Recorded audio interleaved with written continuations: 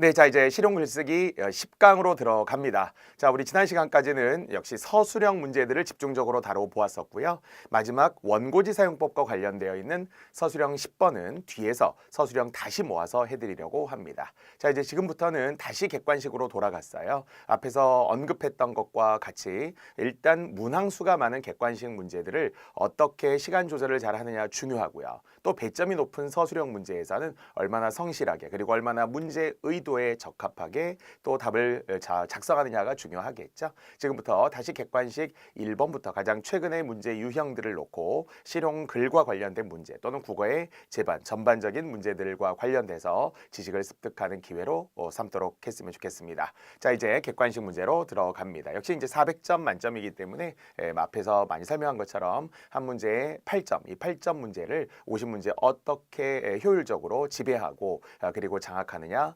중요하다라고 했습니다. 자, 이제 실제 이제 우리가 그냥 국어가 아니라 실용 글쓰기이기 때문에 실용 글과 관련된 다양한 이제 어떤 쓰기의 영역들이 나오는데요. 총 25가지 정도. 지금부터 또 앞에서부터 해왔던 글들을 정리해 보면 약 25가지의 실용 글들이 다양하게 제시되고 있으니까요. 보편적이면서도 때로는 특수하게 그 글만이 가지고 있는 특징과 그리고 국어에 대한 일반적인 문제 유형들을 잘 병행하면서 준비하시면 되겠습니다. 자, 이제 1번으로 갑니다. 오늘의 이제 첫 번째는 기사문이 나왔고요. 보통 이제 우리가 기사문이라고 하는 것은 객관적인 정보 전달을 목적으로 하는 것이라고 하잖아요. 또는 신속성, 또는 시사성, 또는 시적절성 이런 것들이 당연히 있어야 되고 육하 원칙에 의거한다라는 것을 앞에서부터 반복해서 해왔는데요. 누가, 언제, 어디서, 무엇을, 왜, 어떻게라는 흔히 OW1H라고 하는데 이 육하 원칙에 맞춰서 잘 작성을 했느냐 중요하겠죠. 물론 이제 신문이라는 것도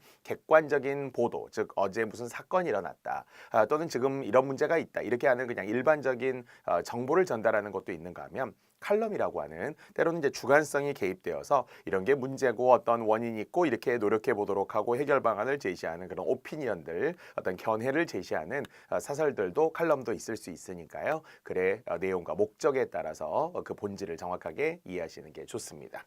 자, 그런데 이제 이 글에 의하면 연봉 탐색기 실제 이제 얼마 전에서도 검색어 1위에 포털에 오르기도 했었어요. 왜냐면 이제 보통 직장인들이 내 연봉이면은 어느 정도의 수준에 있는지, 내가 상위 몇 %인지, 아니면은 뭐 흔히 우리가 상층인지 중산층인지 뭐 하층인지 이런 것들에 따라서 좀 궁금했나 봐요. 그래서 이런 연봉 탐색기라고 하는 것이 다양한 정보를 제공하는 것으로 이제 존재하는데요. 한국 납세자연맹 홈페이지에 접속해서 등등의 그 어떤 순위를 클릭하면 됩니다. 이렇게 이제 쭉 들어가 있는 지문이었습니다. 자, 문제로 들어가 보면 윗글을 수정할 내용이 있다라는 건데요. 적절하지 않은 거니까 결과적으로 늘 이야기했지만 부정형 문제는 3, 4, 5번을 먼저 놓고 가는 것이 좋다라고 했고요. 또 그 중에서도 뭔가 구체적인 정보가 있으면은 그 정보들을 먼저 보셔도 좋은데 만약 저라면 우리 디귿으로 한번 시작을 해볼게요. 세테크 팁을 절세 요령으로 수정한다. 이 어떤 의미겠어요? 신문 기사이기 때문에 굳이 어려운 세테크 또는 팁 이런 외래어를 쓰는 것보다 정확한 표현이죠. 절세 요령이라는 말로.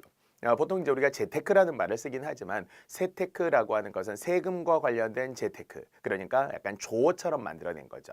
보통 이제 뉴스나 신문에서도 조어나 사전에 등재되지 않는 말들은 뭐 일명 뭐뭐라고 불린다 이렇게 말하는 경우는 있으나 그 이외에는 사전에 등록되어 있는 정확하고 객관적인 그리고 가급적이면 외래어를 남용하는 것보다 뭐 판타스틱하다보다는 환상적인이라고 릴렉스보다는 자연스럽게라고 이렇게 우리말로 쓰는 것이 훨씬 더 좋겠죠. 그래서 절세라는 의미 그리고 팁이라는 것도 일종의 요령이 되는 거니까 이것은 맞는 이야기가 되겠고요. 보편적으로 맞는 거겠죠. 자, 이제 리을로 한번 들어가 볼 건데요. 연봉을 분석값으로 수정한다. 사실 연봉과 분석값이라고 하는 것은 다르잖아요.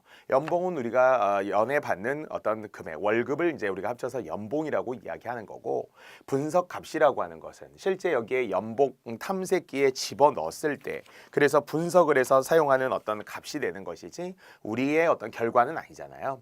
그런데 리을을 보니까 특히 본인의 연봉을 입력하면이라는 조건을 주면서 연봉을 입력하니까 연봉 순위와 그다음에 세금 등을 제외한 실수령액 그리고 공제 항목의 분포 금액을 분석해 준다는 거예요. 그러니까 두 가지네요. 우리가 입력하는 것은 연봉이 될 것이고요. 그에 따른 값을 연봉 탐색기가 결과를 통해 보여준다는 것이니까 결국 리을에 의하면 연봉을 입력하면이라는 것은 고칠 필요가 없어요. 분석값으로 수정하는 것이 아니라 그대로 두어야 된다는 거죠. 자, 디귿, 리을, 미음 세 가지를 먼저 보았을 뿐인데 우리는 리을의 정답 두 번째에서 바로 좀 시간을 줄이면서 풀 수 있었으리라고 생각이 됩니다. 자, 물론 나머지 미음에서는 연봉 탐색기를 이용하면 얻을 수 있는 도움을 더 나열하여 쓴다. 그러니까 이제 뭔가 되게 장점이 된다. 앞에서 도움이 된다 이렇게 했으니까 어떤 결과도 보이고 분석도 해주기도 하고요. 아울러서 그 이외에도 더 장점들이 많이 있을 수 있다. 이런 게 추가적이라면 뭐 가능해 보이기도 합니다. 자, 물론 나머지들도 주체를 통해서 한국납세자연맹은 이라는 주어가 아까 이야기했지만 누가라고 하는 주체가 반드시 들어가줘야 되는 거니까요. 자, 니은에서 다만 연봉 탐색기 서비스를 이용하고자 하는 사람 반드시 회원 가입을 해야 한다. 이런 조건도 들어가야 되겠죠. 그래서 이렇게 사람은 뭐 홈페이지에 들어가면 무조건 된다 이런 게 아니고요. 홈페이지에 들어간 다음에는 그 다음에는 회원 가입을 하고 회원 가입한 후에는 이렇게 입력하는 게 가능하다라고 합니다. 자, 다만 이제 회원 가입이라고 하는 것에서 여기에서는 회원 정보는 저장하지 않고 연봉 액수만 입력한다. 뭐 그래서 약간 항상 우려돼. 우리가 회원 가입에 대한 우려는 딱 하나 개인 정보가 유출될까 봐 있잖아요. 악용될까 봐 이거든요. 그런데 그럴 우려는 없다. 위험성은 거의 없다. 이렇게도 이제 나오긴 했습니다. 자, 결과적으로 나머지는 모두 이제 맞는 설명이었기 때문에 자, 정답 리을을 연봉을 분석값으로 수정하는 것이 아니라 그대로 두어야 한다. 예, 수정할 필요가 없다까지 제가 PPT로 보여드렸습니다. 자, 일단 이제 글씨는 좀 작아질 수 있어요. 이 객관식 문제들을 보다 보니까 어떤 건 지문이 막 너무 길고요. 근데 여러분이 좀 가독성, 시각적으로 도움이 되라고 글씨는 좀 줄여놓은 게 있으니까 시험지와 또 칠판을 잘 비교해서 보시면 되겠습니다. 자, 이것이 문제 1번의 일종의 고쳐쓰기, 기사문에 대한 고쳐쓰기 유형인데요. 예로부터 수능부터 시작하여서 다양한 시험에도 이렇게 조건들을 주는 기역, 니은, 디귿, 리을, 미음을 주고 고치느냐 아니냐. 특히나 제3의 경우도 가능하죠. 뒤에 문제에도 접속어 문제가 나오는데 A를 B로 고친다 이랬는데 답은 A도 틀려 B도 B도 틀려 C가 맞을 수 있어요. 제3의 경우도 있다는 걸 생각하시고 유연하게 또 정확하게 보셔야 되겠습니다.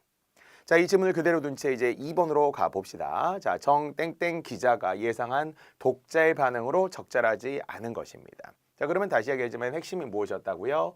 연봉 탐색이라고 하는 것이 나의 연봉과 그리고 순위와 절세 비율 등 연봉과 관련된 다양한 정보를 알려준다까지에 대한 것이 핵심이며 뒤에 나와서는 이제 어떻게 알려주느냐, 구체적으로 어떻게 되느냐 이런 내용이 구체화되는 거잖아요.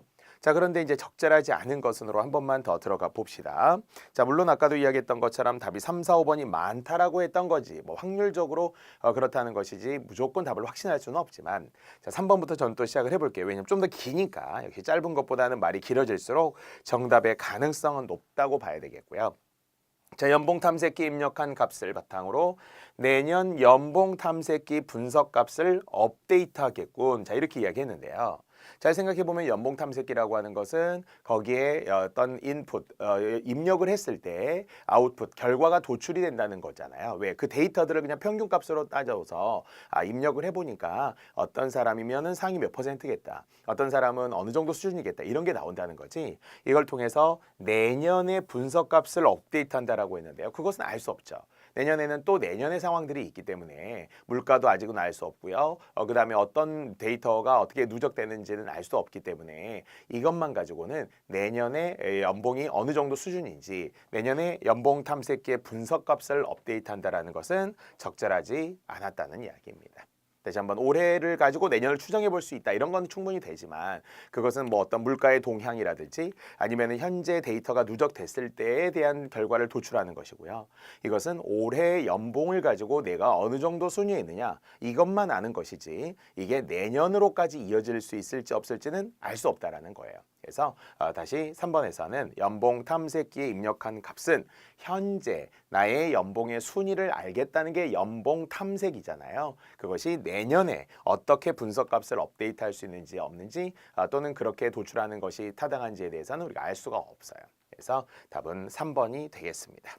하지만 나머지는 지금 알 수 있대요. 절세이론까지도 이야기했고 또는 회원 가입하라는 것에 대해서 역시 약간 우려하는 목소리도 분명히 있다고 했어요. 뭐 거의 없다 이렇게 신문에는 나오긴 했지만 언론 등에서도 야 이거 정보가 잘못하면 연봉이 어느 정도 돼 있다 이렇게 노출이 되면 다른데 막 써먹을 수 있다는 거예요. 어떻게 뭐 다른데 뭐 보험회사에도 팔 수도 있고 어떤 나의 정보들을 외부로 유출하거나 상업적으로 악용될 수 있는 소지도 분명히 있을 거라고 우려된다는 거죠. 또 지금 연봉 탐색기라고 하는 건데 굳이 연봉 서열을 확인해야 될 이유는 무엇인가라고 독자 입장에서는 야 그게 내가 어느 정도 몇인지 내가 상위 몇 퍼센트인지 그게 뭐가 중요해 최선을 다해 열심히 살지 왜냐면 약 상대적 박탈감이라는 것이 올 수도 있잖아요. 또 연봉을 협상할 때 세금을 뺀 나의 목 그러니까 실질적인 거라고 했어요. 연봉 탐색기를 통해서 결국 뒤에 실수령액 세금 등을 제외한 이런 것도 가능하니까 충분히 반응으로 적절하다고 할 수 있습니다. 자, 그래서 정답은 3번이 되겠고요. 자, 첫 번째 우리 실용글에 대한 이야기가 나왔어요. 기사문이었습니다. 기사문은 주체, 역시 어떻게 쓸 것인가에 대한 것, 육하원칙에 의거하여 쓴다는 것. 두 번째는 이제 정확한 정보를 바탕으로 한 일치 문제 또는 어떤 사고 문제들을 문제로 주었군요. 자, 이제 문제 3번으로 이어서 가봅시다. 자, 이제 어떤 자료에 대한 일치 문제라고 볼 수 있는데요. 어떤 특정한 실용글이라고 할 수는 없지만 이것도 넓게 보면 이제 신문 기사문에 가까운 거잖아요. 한국은행 금융통화위원회가 금리를 내렸습니다. 자, 금리 인하는 어떻게 되면서 또는 이렇게 오를 수 있습니다. 뭐 등등의 이야기입니다. 자, 물론 이제 가계대출과 관련하여서 금리를 올리게 되면 대출받은 사람들은 당연히 부담이 되겠죠. 이자가 더 많아진다는 이야기고요. 또 금리를 내리게 되면 그만큼 또 어떤 뭐 대출을 하는 사람들도 늘어날 수 있는 거잖아요. 그러니까 이제 기준이 누구냐에 따라서는 다릅니다. 물론 미국의 트럼프 행정에서는 금리를 점진적으로 계속 올리고 있고요. 또 반대로 우리하고 이제 금리가 차이가 나게 되면서 여러 약간 문제들이 좀 발생하기도 합니다. 그런데 어쨌든 이제 이 글의 내용을 바탕으로 해서 적절하지 않은 건데 완벽한 정보가 실제 지문에 있었죠. 금리를 인하하면 아까 되어 있지만 이제 이자를 낮춘다고 생각을 해보세요. 그러면 사람들이 어떻게 되겠어요? 은행에다 돈을 맡기지 않겠죠.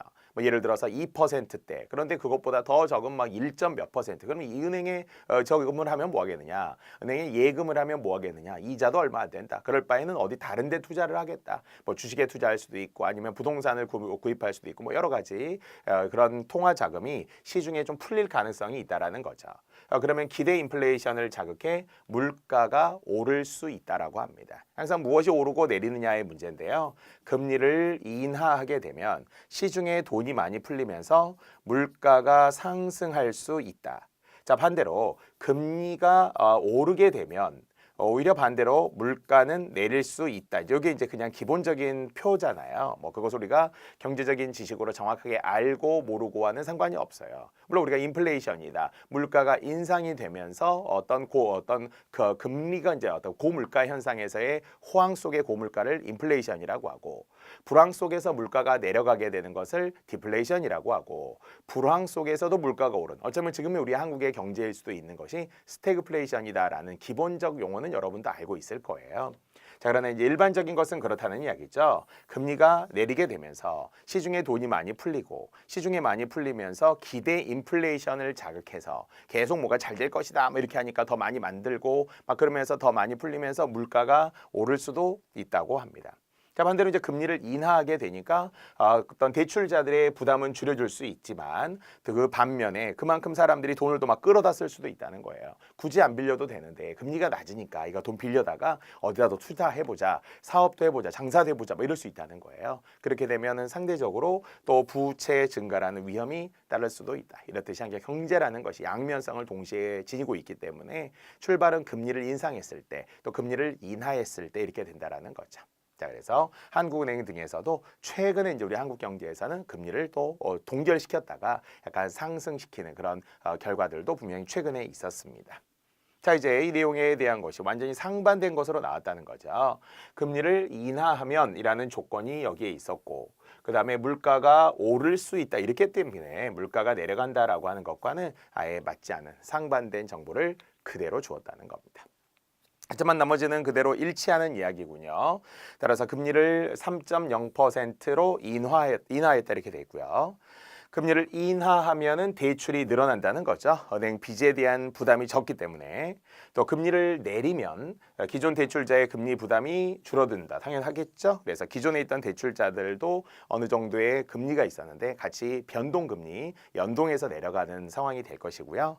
기준금리를 결정하는 한국은행이 기준금리를 오랜만에 내렸다 이렇게 됐으니까 41개월 만에 이렇게 이제 일치 문제로서 확인할 수 있겠습니다. 자, 이렇게 3번의 기사문에 대한 일치문이라고 보아도 되겠고요. 일치 문제로. 자, 이제 4번으로 가겠습니다. 역시 다양한 이제 실용 글들이 있는데요. 실용 글들의 도표를 삽입하면서 시각적으로 어떤 비주얼화되어 있는 조건들을 당연히 넣을 수 있겠죠. 구체적으로. 그런데 이제 보통 우리가 도표가 어떤 막대 그래프의 형태일 수도 있고 아니면 이런 동그라미의 형태일 수도 있습니다. 벤 다이어그램처럼. 자, 그런데 이제 도표 위에는 당연히 제목이 들어가야 될 것이고요. 데이터에 대한 정확한 일자들도 뭐 제시하면서 통계들을 나열하면 될 겁니다. 자, 그런데 설명문은 도표의 위에 배치한다고 했는데요. 보통 우리가 알다시피 표가 나오게 되면 표 아래에 이렇게 설명이 들어가야 되는 거잖아요. 표를 위에다 주고 그다음에 그리고 설명이라는 것은 밑에 아래에서 진술 방식으로 되어 있기 때문에 설명은 문장이고 진술이니까 좀 더 구체하고 자세할 거 아니에요. 그러면 구조적인 안정감을 위해서라도 아무래도 설명이라는 것을 밑에다가 넣어줘야 되겠죠. 그래서 설명문은 도표의 위에 배치한다는 것에서 X. 반면 데이터의 수치 정확하게 당일 쓰고 간단 명료하게 하는 것도 상식적이고 보편적 정보이기 때문에 이런 거는 정말 빨리 더더구나 우리가 투자할 수 있는 시간 자체가 한 문제당 우리가 뭐 1분 이렇게까지 때로는 투자할 때도 있지만 10초, 20초 만에 딱 보고 빨리 넘어가줘야 되지 않을까. 그래서 답은 3번 설명문은 도표의 아래에 배치한다. 이런 식으로 제가 빨리 고쳐드렸습니다. 자, 이제 5번, 6번 이어지는 이제 지문인데요. 이것은 일종의 이제 우리 국어와 관련된 언어, 화법과 관련된 언어 표현에 관한 건데 넓은 의미 이제 어법 문제라고 보면 되겠습니다. 어떤 이제 예를 준 후에 이의 대화에서 뭔가가 잘못됐더라라는 거예요. 어법의 이제 오류를 지금 지적하는 거거든요. 자, 그러면은 뭔가가 잘못됐느냐라고 했을 때 바로 힌트는 여기에 이중 피동이라고 하는 것이 소재로 나왔다는 거예요. 그러면 이제 우리가 이중의 피동 표현이다. 피동과 이중의 피동은 다른 거죠. 피동이라는 거는 쓸 수 있어요. 보통 되다, 당할 피자를 쓰는 거기 때문에 당하다, 되다, 어지다의 형태를 쓰는 것을 국어에서 피동이라고 합니다. 자, 그러니까 뭐 영어에서 보통 수동태라고 많이 표현하는 것이 국어에서 피동이에요. 수동태라는 것은 일본식의 번역의 말이라서 국어에서는 수동태 또는 수동이라는 말보다는 피동. 즉 보통 우리가 이야기할 때 능동이라는 말이 있고요. 그다음에 사동이라는 말이 있어요. 또는 피동이라는 말도 있어요. 그러면서 자동, 뭐 우리가 자동사, 타동사 이런 말들도 하긴 합니다만 어쨌든 다시 얘기하면 주동의 반대는 보통 사동이라고 하고요. 능동의 반대를 피동이라고 하는데 그래서 이제 보통 내가 스스로 하는 것이냐 아니면 무엇에 의하여 당하다 되다 어지다이냐. 즉 그러니까 아까도 말했지만 사람이 건물을 지었다. 그럼 우리가 사람이 건물을 지은 거예요. 하지만 이걸 수동태로 고치면 건물이 사람에 의해 지어졌다 이렇게 하잖아요. 어떻게 되었다는 거예요. 그래서 제가 세 가지로 제가 피동을 이야기했는데 되다, 어떻게 되었다, 아니면은 되다 당하다, 어떻게 당했어요, 피해를 당했어 이런 거 있잖아요. 또는 어지다. 어지다라고 하는 것은 뒤에도 나오지만 뭐 믿어지다 이런 거 이치어지다를 뜻할 때 이치다를 뜻할 때 잊어지다 이런 것들이 이제 피동이라고 합니다. 이것은 썩 권장하는 표현은 아니에요. 국어는 능동문이 좋은 거거든요. 우리가 뭘 했다 이렇게 해야지 무엇에 의해 어떻게 되었다 이렇게 표현하는 것은 영어식의 표현이라고 말하기도 해요. 그런데 어법상 이제 잘못이 되는 것을 이중의 피동이라고 한다는 거예요. 피동은 쓸 수는 있지만 문제는 이중의 피동이라고 하는 것은 무조건 틀린 거예요. 자, 그래서 이게 이중의 피동이 무조건 틀리는데 그 무조건 틀리다에 해당하는 두 가지 조건이 있어요. 첫 번째는 되어지다라는 말이 있어요. 사실 그것도 역시 번역 뒤에 영어 선생님들이 엄청 많이 써요. 근데 국어에서는 무조건 틀려요. 되어지다. 그 중에는 뭐 예를 들어서 되어지다의 방식 중에 이해되어지다 또는 뭐 허용되어지다, 허락되어지다 이런 말들이 있잖아요. 되게 토론에서 많이 써요. 이해되어지지 않아요. 뭐 이런 식으로 쓴다는 거죠. 그러나 절대 안 되고요. 이해되다, 허락되다, 허용되다, 용서되다, 용납되다 이런 거는 괜찮지만 다시 한번 이 중에 피동의 형태에서 이해되어지다, 허락되어지고 용서되어지지 뭐 이런 식으로 쓰면 이거는 절대 안 됩니다. 이게 첫 번째고요. 두 번째는 여기에 나오는 사례인데요. 원래 피동사였는데 거기에 어지다를 또 쓰는 거예요. 원래 피동사였다라는 것은 그 단어 자체가 일종의 피동 표현이었던. 예를 들어서 잊혀지다 그러면은 잊히다라는 말이 원래 피동이에요. 어떤 사람이 잊히지 않아요. 그게 어떻게 잊어지는 거거든요, 느낌상. 그래서 잊히다가 피동인데 또 어지다를 갖다 붙인 거예요. 두 번 썼다는 거예요. 그래서 이 중에 피동. 잊혀지다, 믿겨지다, 잡혀지다, 풀려지다, 나뉘어지다 이런 것들 제가 뒤에서 한 번 더 정리해 드릴게요. 자, 이렇게 이제 이 중에 피동의 사례들은 무조건 틀리다라고 하는 특히 국립국어원에서 많이 지적하는 거예요.